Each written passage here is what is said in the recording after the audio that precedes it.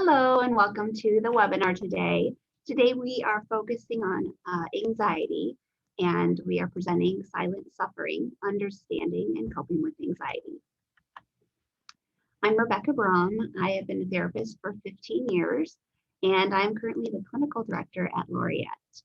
And I have my colleague here, Alan Gates. Alan has been a tried and true Laureate employee for the last 27 years. He actually served in the role that I'm serving in now, but now he's a clinical consultant, and he is a true friend, mentor, and colleague. So I am really thankful that you're here today. Thank you, Rebecca. Okay, so the audience today, who we're targeting, who can really benefit the most from the information that we're sharing, is mental health therapists. Mm-hmm. Individuals who are experiencing anxiety and want to know more about it and how to work with it, mm-hmm. And those who are supporting somebody with an anxiety disorder, ways to help people, ways to understand it a little bit better and to know what's going on in the minds and the hearts of those struggling with anxiety. Today, what we'll be talking about is the nature of anxiety, mm-hmm. understanding how it works, providing an understanding of why anxiety might be on the rise given our current circumstances, a quick review of the different types of anxiety, and then provide perspective of the experience of living with anxiety.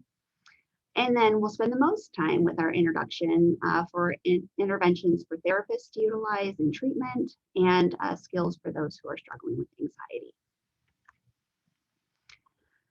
So a review of the DSM-5 of anxiety disorders actually showed a shift. And so the current anxiety disorders that are out there are generalized anxiety disorder, social anxiety disorder, also known as social phobia, separation anxiety disorder, selective mutism, specific phobia, panic disorder, and agoraphobia. Now, we could probably spend an hour on each topic. Absolutely. But what we'll do instead is really focus on generalized anxiety disorder. I would say that's where it picks up the most people. And like anything with human behavior, there's a lot of gray and a lot of I fit in this category and in this category. So I think for the purpose for today, we'll focus on generalized anxiety disorder and focus on intervention and skill there. So I do want to take a minute to validate that, yes, we have noticed an increase in people expressing anxious worries, anxiety, all the way on the continuum from just anxiety to a true diagnosable anxiety disorder. In fact, we have been doing the Laureate series for about 2 years now, and we generally have maybe 50 to 100 people that have participated in those. And we have had the anxiety webinar out for about 2 months. And in that time, we have had close to 200 people sign up for this webinar. So far and away, almost double the number of participants that we normally have. Yeah. So that really tells us that you all are seeing this a lot in your practices, maybe experiencing it more yourself. And I just want to validate that the conditions are so ripe for anxiety to be increasing. And part of that reason is because human brains love predictability and routine. They're energy efficient. And so what they do is when we have routine, they automate it in our brain. They make it very easy so we don't even have to think about it. Mm-hmm. And so much of our routine and what we normally can predict in our lives has changed, and not just once in the past year, multiple times. Yes.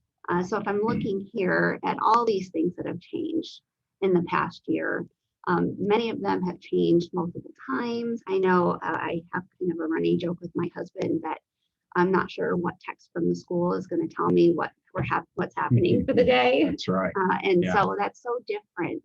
And even though there's nothing inherently fearful about not knowing the routine, just the unpredictability sets our brains on a little bit of a higher frequency for not being able to predict and not feeling as safe as we normally would. We love predictability as humans, don't we? Yes. And this past week is the 1-year anniversary of when masks and social distancing and hand washing and all of those things that we've become incredibly used to. Right. So we're a year into this anxiety producing event that we're experiencing as a world. Yeah, so even that year in there's some burnout with that. There sure has. When we just look at programming, for example, and all the different things that we have had to do inpatient and outpatient and our intensive outpatient programming, Yes. and all the changes that we've had to make, and people have got to be, our staff has got to be flexible. Therapists out in outpatient world have got to be got to be able to do the dance, got to be able to make the changes, got to be able to make the pivots and do all the things that we've had to do, that none of us have any abilities to have had those skills before all of these changes went into effect. Right. So of course it's going to be anxiety producing. Yeah, I think of it as a ladder. And when you get to that 10th rung is where you kind of have this reaction where you feel like you can't take anymore. And I think just the natural circumstances of what we've been through already have you to the midpoint. And so then every new change gets you closer to that, just feeling overwhelmed. That's a great way to think about it. Well, interesting enough, the Greeks had looked at this idea of anxiety, and the Greeks classically talked about anxiety as being double-minded. So if we can think about our patients or our clients as having so many things going on in their mind at the same time, it's hard to be able to focus. It's hard to be able to complete tasks. The outcome of that, unfortunately, is they start to see themselves as a failure. That anxiety, and then their anxiety increases even more as they try to go about their activities of daily living. So the Greeks really kind of coined this idea of being double-minded. So we played with this idea of anxiety and looked at it, if you will, this X factor. People are always looking for an easy answer to try to understand the anxiety that they experience and understand this whole thing of anxiety disorder. So there is no one reason, there is no X factor that helps us understand why we experience this anxiety. It's usually all of the accumulation of things. But we in our society want easy answers. We want quick answers. We want to be able to figure it out and then just have an easy solution and then move on. But that's just not going to happen. Interesting enough, as we have studied this idea of anxiety, I would have thought depression was the #1 illness in the United States, but it's not. It's anxiety. So, and this study that we looked at was even before COVID. So anxiety is the #1. So just some facts and statistics. And again, please understand this was before COVID, that we looked at 18% experience an anxiety disorder in any given year. Gosh, that's so high. And 1 then, in 20. yeah, absolutely. 20%, almost 1 in 5. Right. And before COVID, 8% of children and teenagers experienced it. I cannot imagine what that figure is going to be, because we've seen an increase in teenage suicide.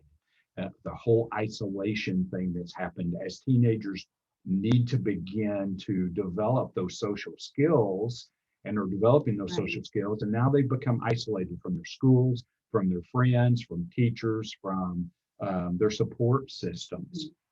It's been said that about 1/3 of those suffering from an anxiety disorder receive treatment. Although what we know is that these disorders are highly treatable given the right situation. The World Health Organization says globally 1 in 13 people suffer from anxiety.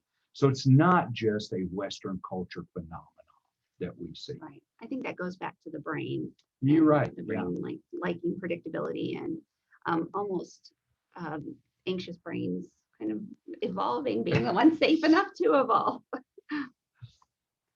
So what we've done is just have this little graphic of somebody who's experiencing generalized anxiety disorder. So a normal situation, not that getting a gun pointed at you is a normal situation, but it's symptomatic of normal situations. That situation impacts the brain, and then the brain for a generalized anxiety disorder just goes into all kinds of worst case scenarios, so that people are building upon their anxiety, which increases their anxiety and creates all of these problems for them as they try to uh, monitor their activities of daily living. So anxiety occurs when the brain's unable to properly produce and regulate two really important neurotransmitters, and that's the GABA and the serotonin. So the stress hormones become elevated. The brain's unable to produce the proper amounts of these two neurotransmitters, which tells the brain to slow down. And again, there's no one X factor. It can be diet, genetics, and stress, and all of these trauma, and all of these kinds of things that happen to us. So anxiety gets worse over time as these chemicals become deleted further. So whatever the cause, the important thing is to provide the brain with what it needs to defend itself against anxiety and going into the calm states, which are some of the things that we teach our patients or clients. Right. What we've done is put together a series of slides for your entertainment, but also for us to help understand what anxiety is like from the perspective of our clients and patients. For example, and some of these have been given to us by our clients, and some of these we've found. Anxiety is a heavy rock. Yelling at it won't make it go away. But sometimes if you take the time to feel the texture and the ridges of your anxiety, it feels just a little less heavier than it was before, which is counterintuitive For sure. to what people want to do in terms of their anxiety. So here's another one. We got this, and I felt like this drawing really helped us understand about mind racing and sleep disturbances and feeling breathless and nauseated, restless and sweating and wanting to run and difficulties, and so that you feel you're having a heart attack. And so as you feel that you're having a heart attack and you end up in the emergency room, and then what happens is you go into the emergency room and you say the magic words, "I'm having a heart attack," which the emergency room staff is going to respond to rather quickly. And then they're going to hook you up to all kind of machinery, which is going to increase your anxiety. They're going to put you ahead of everybody else because you're having a heart attack. They hook you up to machines. It increases your anxiety. And at the end of it, And your fear and worry about what will happen. absolutely. And someone walks in and says, "You just have anxiety." Oh my. And now you're left with what to do. You feel embarrassed, you're fearful, you don't know what to do, and you just have anxiety when you're saying, "Gosh, I'm dying." And I think the hard part about it is that these symptoms are not in your head. They're actually happening to your body. Exactly, they sure are. Another one. I hate these panic attacks. I hate this anxiety. I hate always worrying about everything. I hate the paranoia. I hate wondering if everyone and everything is against me. I hate always being depressed. I hate feeling like this. Our patients do not want to be anxious. None of us want to be anxious. None of us want to have all those bodily symptoms and feelings that are associated with this number one disorder called anxiety. Anxiety is not being able to sleep because you said something wrong 2 years ago and you can't stop thinking about it. And we hear this kind of terminology, this kind of talk from our patients about things that they might have looked foolish at a party, and so you walk through that with them, and the party was 6 months ago. And it's not enough to say, "Suck it up" or "get over it." It's just not going to happen that easily. Well, and it's so interesting that your brain will respond to a thought or a memory just like it's happening there in that moment. That's exactly right. And if we think about like a scary movie, your body will respond just like you are the character happening with all the things happening. Right. We're going to look at an intervention in a few minutes about how to work through that part. Great. I feel like everyone secretly hates me. We don't understand that, those of us that don't have an anxiety disorder, that people really feel that way about others. And so obviously, as that anxiety increases, they want to stay close to their comfort zone, which is normally their couch at their house, and they don't want to get out. That's right. They feel safe. But unfortunately, that traps them, and they become more isolated as they experience those kinds of symptoms and don't get the support of other people or the therapy that they need to help them work through it. You know, a panic attack can go from 0 to 100 in an instant. And we hear examples of people in our, as we work with them, of just driving down the road, Rebecca, and not thinking of anything particularly, not being fearful or scared of anything particularly, and boom, a panic attack happens, and they go from that 0 to 100, and they have to pull off the side of the road because they feel like they're going to crash their car. And how scary is just that whole process? Right. So a day of anxiety is more exhausting than a week of work.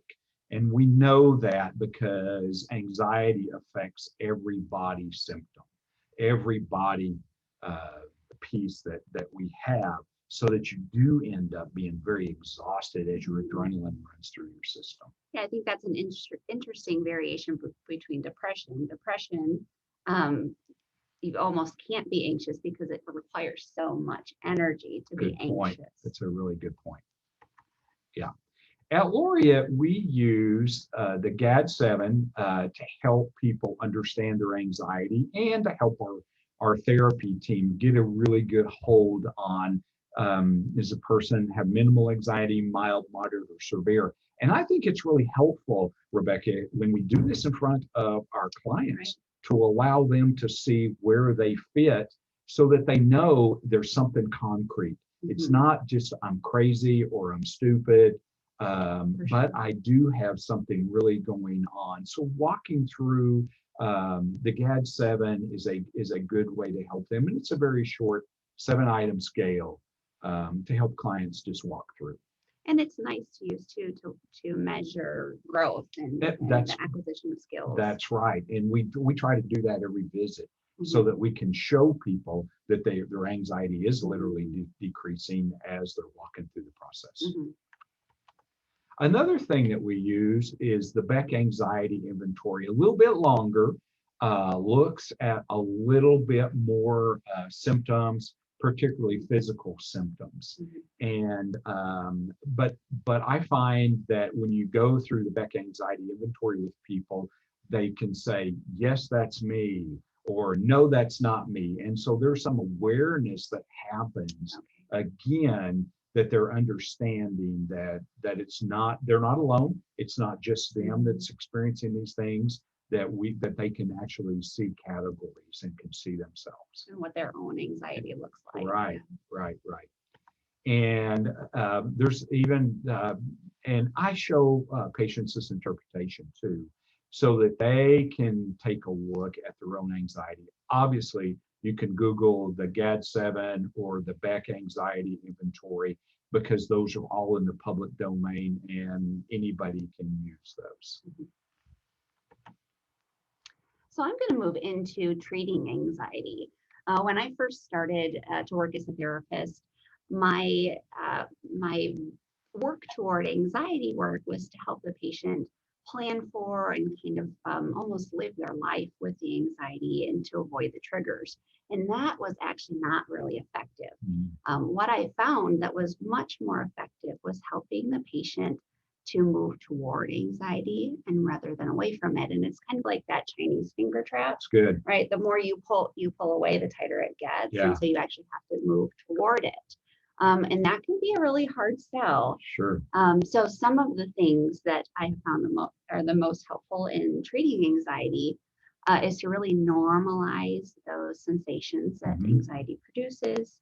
help to understand how anxious symptoms peak and recede, how to learn how to ride that wave out, the CBT interventions like thought challenging, and then how to engage the parasympathetic nervous system. And I'm going to go into a little bit more detail on each one of those. Good. But before I do, I want to read you a story that I will often read to patients in treatment for anxiety that helps to help them understand why treatment is moving towards anxious symptoms. So I'll go ahead and read this just because I think it's more powerful that way. This is called Feeding the Hungry Tiger Metaphor. Imagine you wake up one morning and just outside your front door, you find an adorable tiger kitten meowing. Of course, you bring the cuddly little thing inside to keep it as a pet. After playing with him for a while, you notice that he's still meowing nonstop, and you realize he must be hungry. You feed him a bit of bloody red mincemeat, knowing that that's what tigers like to eat. You do this every day, and every day your pet tiger grows a little bit bigger. Over the course of 2 years, your tiger's daily meals change from hamburger scraps to prime rib, and then to entire sides of beef. Soon your little pet no longer meows when it's hungry. Instead, he growls ferociously at you when he thinks it's mealtime. Your cute little pet has turned into an uncontrollable savage beast that will tear you apart if he doesn't get what he wants.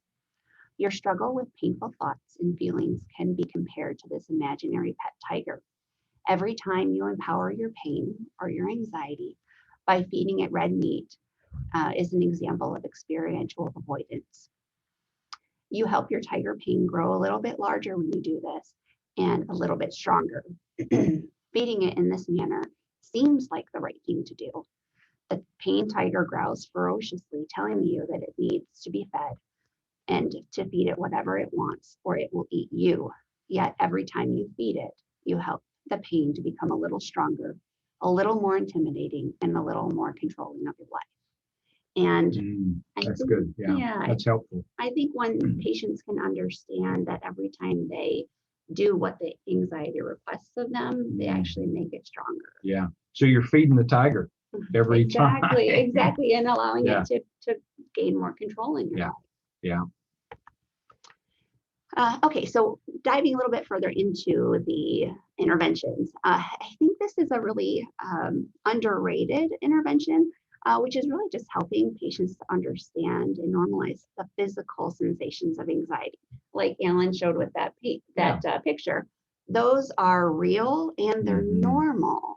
So if we think about fight or flight, our bodies have the ability to keep us safe. And it's through either immediately running or being able to fight off an attacker or a threat of any kind.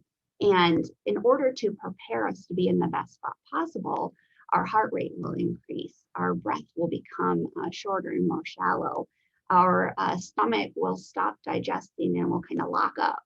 Our blood will start to divert from our extremities and we'll focus on what do I need to do now for my body. And so a lot of times people with anxiety will become fearful of the bodily reaction to anxiety. And so it's this whole self-fulfilling loop. Yeah. I had a patient who just didn't like car rides, felt nervous and uneasy. And so then she would start to experience these symptoms of anxiety. And then it was compounded.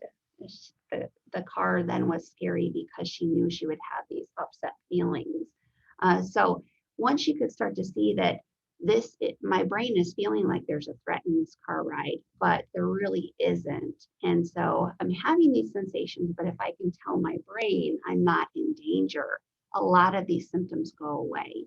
And it's nice too when patients can start to view these sensations with compassion and that they're protective and purposeful in the right situation. That's good. We saw a study that said 70% of all bodily functions are involved in a panic attack. So, the brain and the body don't have a little bit of disconnect there when they're looking at this idea of anxiety, which you're pointing out. That actually is a good segue into this point right here. This is a model of the human brain. And I like to share this piece that housed deep inside the middle brain is the amygdala. And the amygdala is a really primitive part of the brain that a lot of living things have. And its main job is to keep us alive and to keep us basically surviving. As you get into a bigger brain, into a human brain, this part here is the prefrontal cortex. And that helps us to think very wisely about things, to think through things. But the tricky part is that when the amygdala becomes activated by a threat, it does kind of what we were talking about in the last slide. It shuts down the prefrontal cortex. It says, you're too expensive, you require too much resource, when really what we need to do is just get out of here. Yeah. I have my sons, they are 15 and 12 now, but when they were younger, they did these big body tracings where they kind of drew their faces and their clothes and everything, and they hung them on their bedroom walls and on their bedroom doors. And so I would often leave my bedroom early, first thing in the morning, and would kind of stumble out in the dark and see these two figures at the end of the hall. Oh boy, great. And it took about a month, but every time my amygdala saw them, it reacted, even though in the next couple of seconds, my prefrontal cortex was saying, no, remember, we've seen this every single morning for the last 30 days. It's nothing. That rational thinking versus irrational thinking thing was a problem there. It was. And so that can be the tricky part, is that amygdala is really quick to act. Yeah. And it will shut down the prefrontal cortex, the thing that kind of lets you think through some of the things. That's good. So the parasympathetic nervous system is the thing that helps to bring us down. And some of these are tactics here that can be helpful in the moment, but I also will recommend them as things that people that tend toward anxiety can practice every day to almost build up their tolerance of anxiety. Sure. Yeah. So meditation, mindfulness meditation. The thing I would say to therapists, having spent my own mistakes in practice, is when I have recommended meditation in the past to people, I say, meditate. Now I tell them the most important pieces are to sit with yourself, to try and visualize a quiet mind or focus on the breath. But this is the most important part, is the mind is like wrestling a greased pig. It doesn't stay there. And I've had so many people come back and say, I was really bad at that, or it was another failure. I couldn't keep my mind quiet at all. Yes. And that's the practice. That's not a failing at all. That's the going and bringing it right back just when you notice it. So that's actually where the strength and the muscle mind growth happens, is when the brain wanders and you bring it back. That's another thing that's not intuitive, because we're made to do action, think, do something, don't waste time. And so I guess that meditation probably is a far cry from what we would normally do, right? It's I've been a meditator for about 5 or 6 years now, and it's hard. Yeah. It's you're right. It's the opposite, It's the opposite. of what you want to do, and your brain will often yell at you a lot when you're in the middle of it. Gratitude practice, gratitude journaling, saying aloud even 5 things that you're grateful for in the day, can help your brain to start to look for positivity in your life. You know, one of the ways to do a gratitude list is just take the alphabet and A through Z, and the very, very simple things that we need to be grateful for. For example, A is air. I mean, being able to breathe, and boy, behind these masks, sometimes this thing is a big deal, just being grateful to be able to breathe air. Absolutely. Right. And so you go through the ABCs, and my R is Rebecca. So that's what I have on my gratitude list. I'd like to be more thankful for you, Alan, than air, but it's me or air. Is that right? Oh, okay. A body scan is also a good practice or even segue into meditation or a form of meditation. Why I put this on here is because it's really easy to Google the body scan. And it's a practice that's guided often. And so it just helps people to connect more with their body and what's happening and making the body a safer place to be. Grounding, Alan, you'll go over. Yeah, I'm going to, talk about that a little bit. And breath work is another thing that can really engage the parasympathetic nervous system. So a thing called square breathing is you breathe in for 4, and then hold for 4, out for 4, and then in for 4. And so that's good. It's just a good an easy model to remember. So in, hold, out, hold. And then the slow out breath. It's really almost like the easiest thing you can think of, but if you can think of breathing out of a straw, a long, exaggerated out breath, that's one of the easiest things you can do to engage the parasympathetic nervous system, because it signals to the brain, if I can do this, I must not be in too much danger. And then I often will ask people to locate the primary symptom. So maybe it's a tight chest, or maybe it's their stomach, the primary symptom of anxiety, and then picture it and breathe into that sensation, almost like they have the ability to breathe right from that spot. Yeah, because when somebody has anxiety, they breathe like this, right? Exactly. Yeah. Exactly. So that's really important to do breath work. Thought challenging is also really a good tool for challenging anxiety. I'll often ask people to visualize, name, and hear your anxious voice. I've had people give a name to their anxious voice. Oftentimes they'll see it as a bully, or just somebody who's really nervous, and almost separate that from their wise mind, and starting to ask themselves, is this what I would say in my wise mind versus is this what my anxious voice would say? Possible versus likely, like the first gun slide that you showed everybody. There's many things that are possible. Sure. But if you think through what's likely, many of those things are not likely to happen. The idea of having a thought versus buying a thought or buying into a thought. We can have lots of thoughts, and oftentimes we're not in control of the thoughts that come into our mind. And so just asking, if I have this thought, does it mean that I have to buy it or believe it?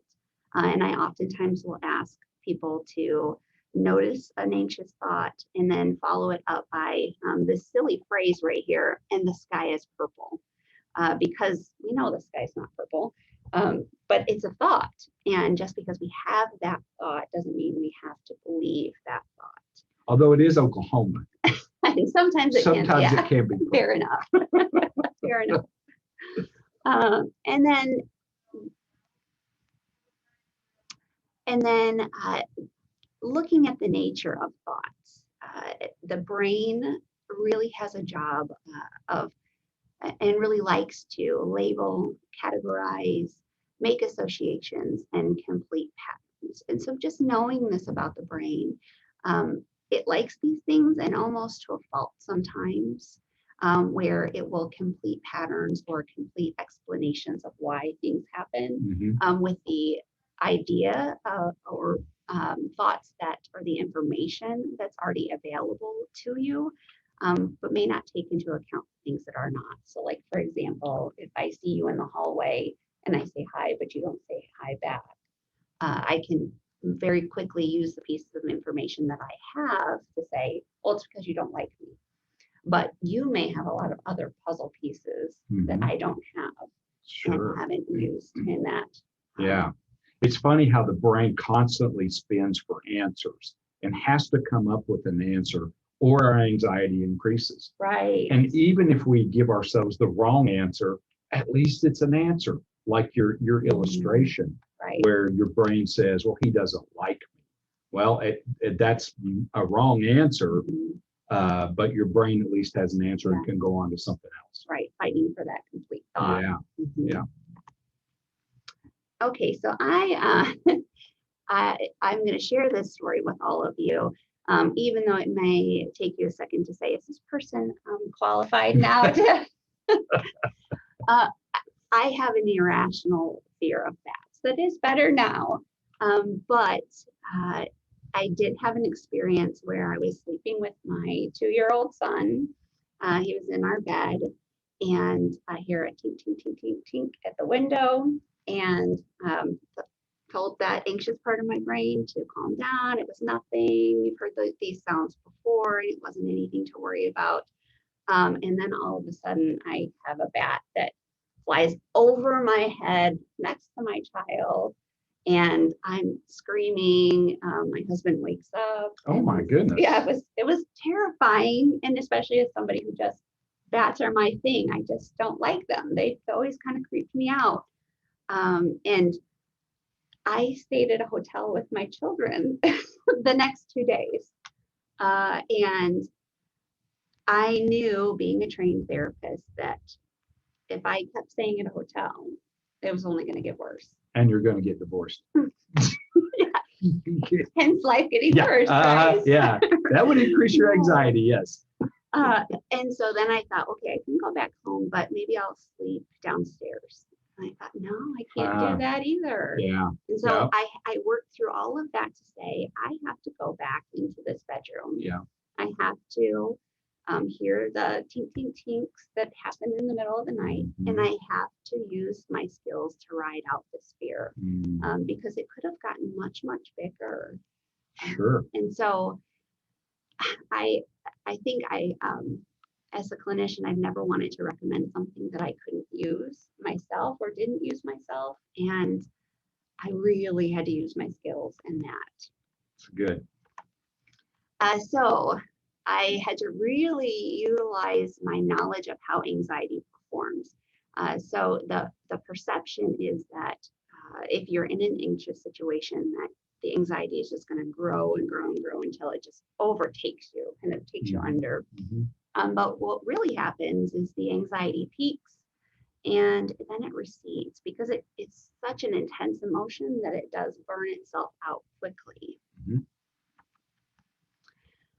So if you are trying to ride out an anxious reaction, and it may be even going out to a situation with friends now. I know my sister called me the other day and said, I'm having the opportunity to go have our first get together with friends outside, and I just feel so nervous. So now these things that we've taken for granted have become a little bit fearful. So the very first thing I would say that's really important is know the skills that you're going to use first. Practice those, maybe even in session, have worked through those with a therapist. And then start with moderate and manageable fear. And you may all laugh with me about this, but I looked at pictures of a bat in a book first. And it did pique my anxiety. Absolutely. Just their little teeth in there. And I felt that anxiety grow, and I utilized those skills. And then after time, that was no longer fearful to me. So practicing while being with the stressor, or a version of the stressor, right? Like the picture. Right. Yeah. And then stay with that stressor until the anxiety starts to come down. And this piece is really important, because if you don't, you feed the tiger. That's you right. reinforce that it's something to be fearful of.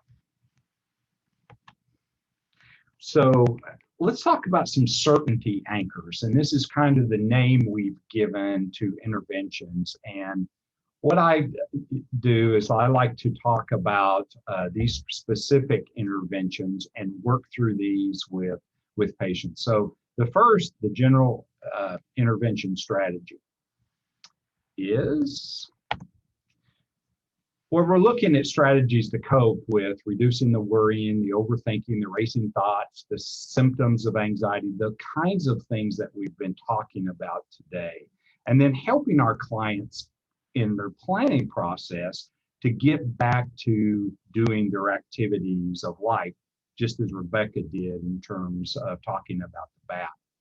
We want to help them to tolerate and to calm these anxious feelings, because, as we said, that there is no X factor. There is no one thing. Actually, you had an X factor in the bat, but that's probably symptomatic of a lot of different things, right? Right.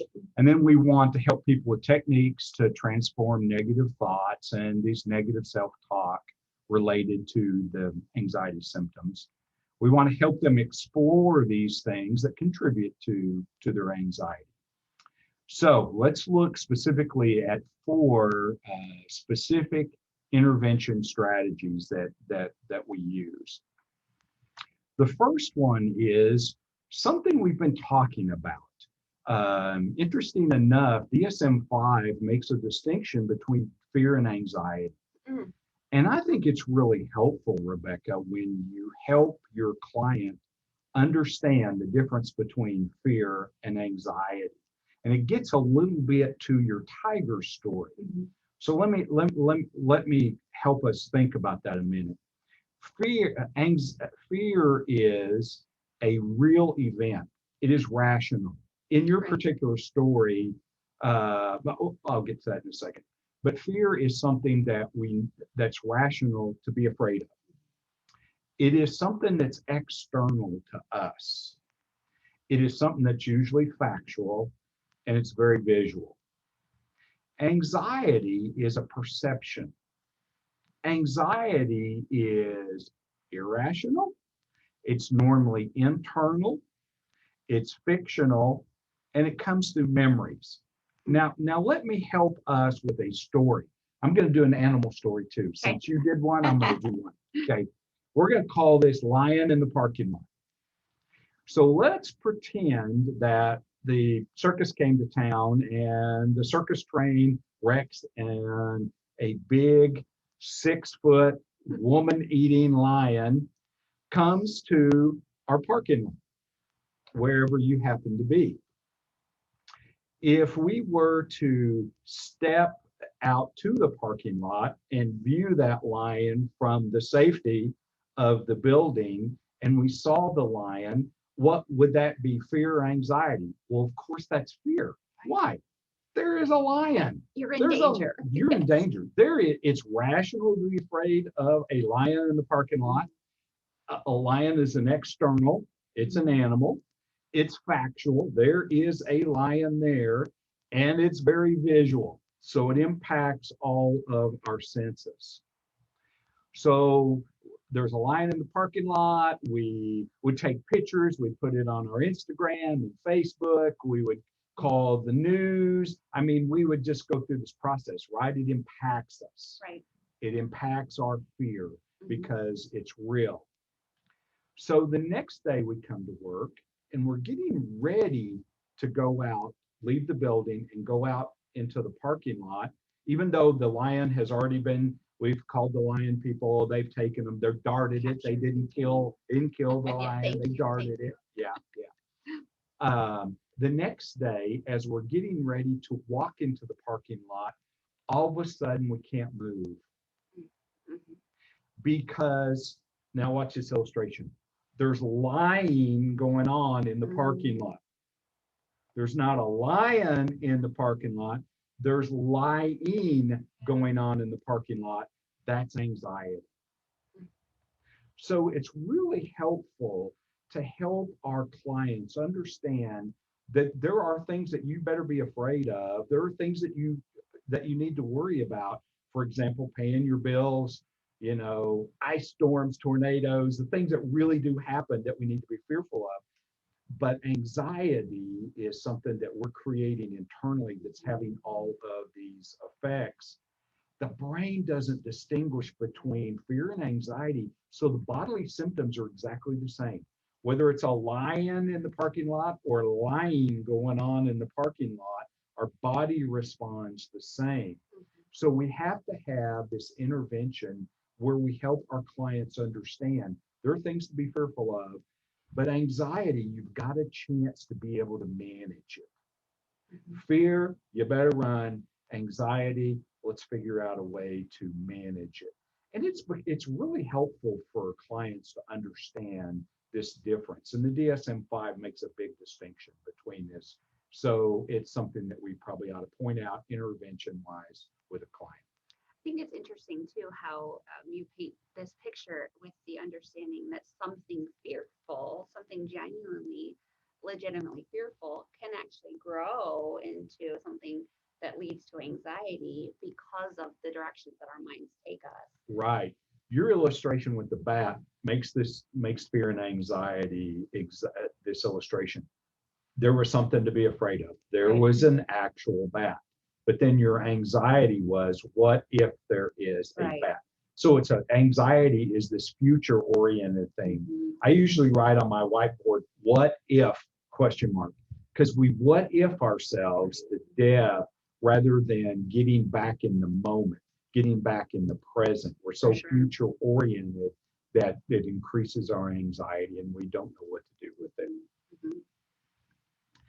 Another illustration, or excuse me, another intervention is what I just make it really simple. I'm a very simple person. So I use the ABCD, and I tell folks first, let's give it a name. It is adrenaline that's going through your brain and going through your body. And if you can, again, what we said was the brain constantly spins for answers, right? So if the brain is spinning for an answer of what is this X factor, give it a name. It's adrenaline. You're producing adrenaline and it's flowing through you. You know, the interesting thing is the researchers are telling us that if we can manage that adrenaline for 15 minutes, which gets back to what you said before, the riding out the adrenaline. Otherwise, if you feed the lion, you're going to dump more adrenaline, right? So your brain says, oh, you're scared. Oh, you're anxious. Oh, you're fidgeting. I know what I'll do. I'll dump more adrenaline in your system. So now you've compounded your problem. Because you obviously need to respond to this fear. Sure you do. Absolutely. So A is adrenaline, B is breathing, and we've talked about that. Now, look at the word breathing. I usually circle the word EAT right in the middle. Mm. Because I say if you don't, and I tell clients this really simple thing, if you don't breathe correctly, you're going to eat yourself up. Your adrenaline is going to eat yourself up, and you're going to constantly be in that loop to the point that you have a panic attack and you feel like you're going to pass out, and you have all of these body symptoms. So it's really important to teach your clients some form of breathing. I think your illustration of 4x4x4x4 is really good. And I'm more simple than that. I tell them 3x3x3. Okay. Right? 3x3x3 is 27 breaths. But I make people put their hand on their chest because I want them to feel their chest coming in and out, right? And I say 3 deep breaths, pause, 3 deep breaths, pause, and I make them do that 27 through 27 times. What am I trying to do? I'm trying to get them to see that they've got some control over what's going on. And I'm trying to get to that 15 minutes, that wonderful 15-minute mark, because I talk about, okay, your anxiety was an 8. As you're breathing through it, where are you? Right. Are you a 6? Are you a 5? So that people can see some movement. They can see that they're managing. Watch that wave come down. Right, right. Because we can do that with anxiety. Fear, you better run. But anxiety, you're giving yourself a chance. C, I talk about centering yourself. So I talk about literally putting both feet on the ground, putting both arms down in your lap, because what we know about when we have anxiety or when we're worrying is we're fidgeting, right? Our legs are moving, our hands are moving, our body's moving. Well, what signal are we giving our brain? Dump more adrenaline. You need to react. You need to react. So I say center yourself. And then I say push to China. It has nothing to do with China. It's a C word. We can remember that, right? But it gives them a chance again to experience some control. Interesting. So give it a name, adrenaline. Breathe through it with some kind of important structure. Like you said, you got a plan.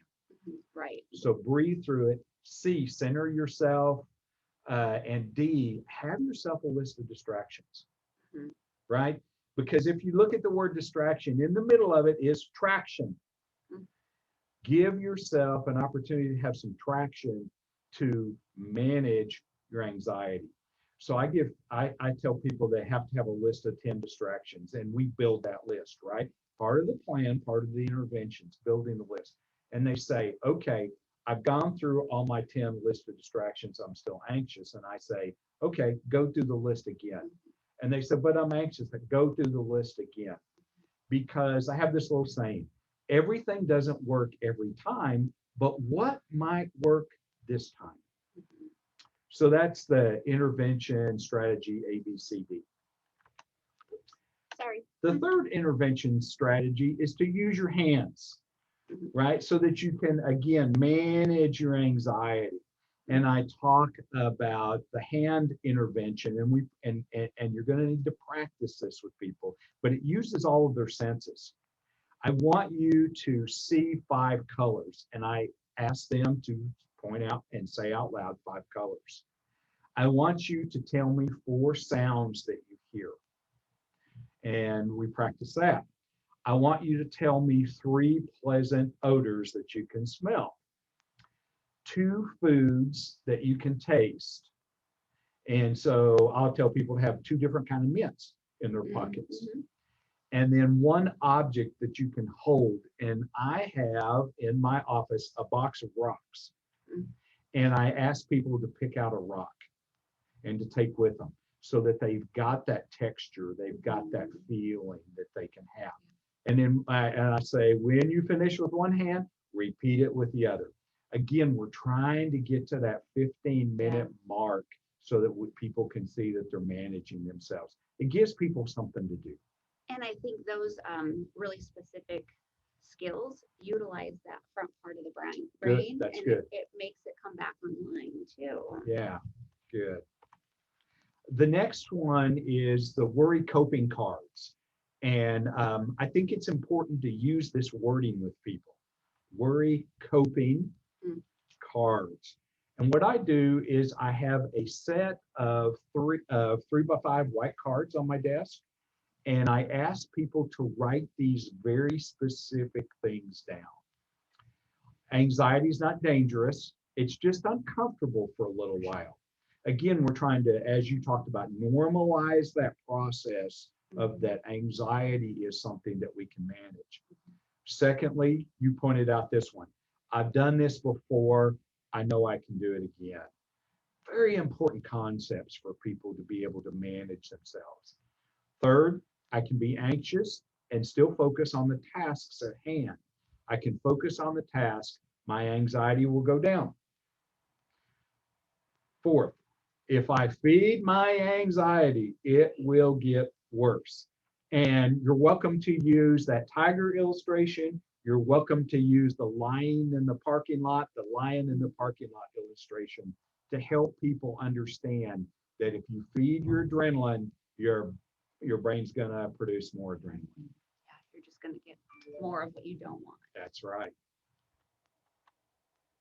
Okay. Well, this takes us to the portion of our presentation where we'll wrap things up and we'll turn it over to Q&A to all of you. The last thing that I want to point out here is my email address. One of the most important things to me as the clinical director is that Laureate serves as a clinical resource in the community. So I want to make myself accessible to all of you. And if you have questions or need help with resources, please don't hesitate to reach out.